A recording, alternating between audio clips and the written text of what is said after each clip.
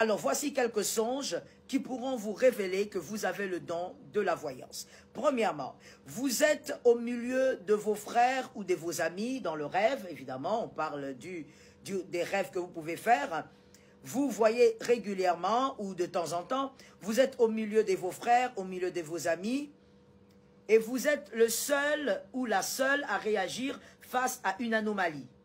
Dans ce rêve, il y a une anomalie, il y a quelque chose de bizarre qui arrive, et vous êtes la seule personne à réagir dans le rêve. Vous constatez que dans votre rêve, vous êtes paniqué parce qu'il y a quelque chose de dangereux peut-être, ou il y a quelque chose de désagréable, mais personne ne réagit, alors que vous êtes avec vos frères, alors que vous êtes avec des amis, mais personne ne réagit. Tout le monde semble être normal, tout le monde trouve que tout va bien, et vous êtes là dans le rêve en train de dire, mais vous ne voyez pas, il y a le danger, ou vous ne voyez pas, il y a le mal. Ça, c'est un rêve qui révèle que vous êtes ou vous avez le don de la voyance.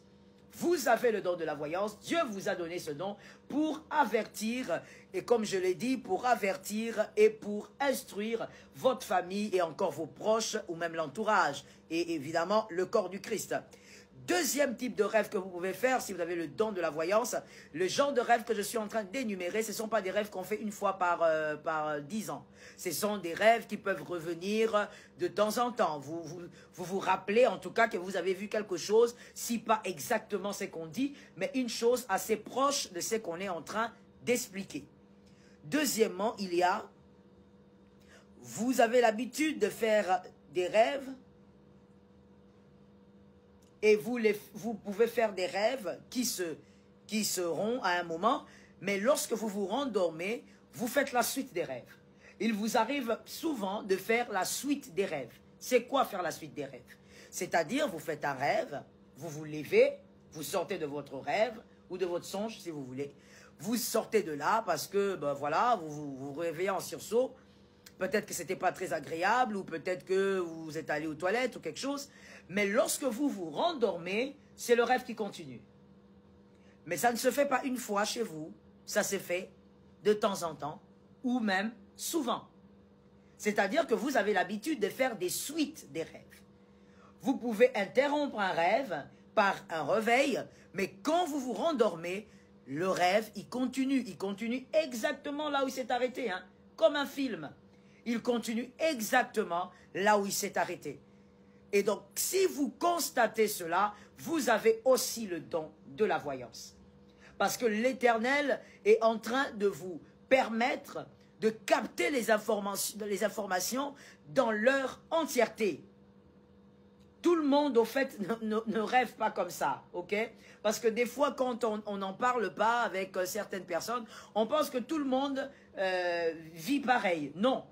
Il y a des gens, quand ils font des songes ou des rêves, ben voilà, ils se réveillent et puis c'est fini. Tout s'arrête, c'est tout. Voilà. Mais il y a vraiment des personnes qui ont le don de la voyance, qui, eux, quand ils dorment, ils peuvent voir un rêve, l'interrompre par quelque chose, par un bruit, mais quand ils vont se rendormir, c'est le rêve qui continue. C'est la suite du rêve. Vous avez un don de voyance. Vous avez un don de voyance. Le Seigneur vous a accordé ce don-là. Troisième type de rêve. Quand vous le faites, vous êtes aussi dans cette catégorie des voyants. Parce qu'avant de parler du type d'attaque que les esprits de Jézabel imposent sur les voyants, vous devez d'abord vous catégoriser. Vous devez savoir, il s'agit de quoi? Vous êtes voyant ou vous êtes une autorité? En vous catégorisant, et là maintenant, nous allons parler de comment l'esprit de Jézabel détruit ces deux types de personnes et comment les vaincre au nom de Jésus. Troisième type de rêve, c'est ça? C'était troisième? N'est-ce pas? Troisième pour vous qui écrivez.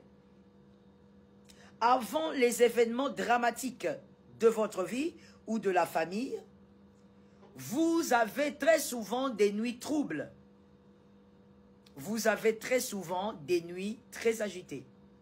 Lorsque une affaire ou une circonstance dramatique voudrait arriver, vous avez pendant cette période-là, avant au fait l'événement dramatique, vous avez des nuits troubles. Vous dormez mal.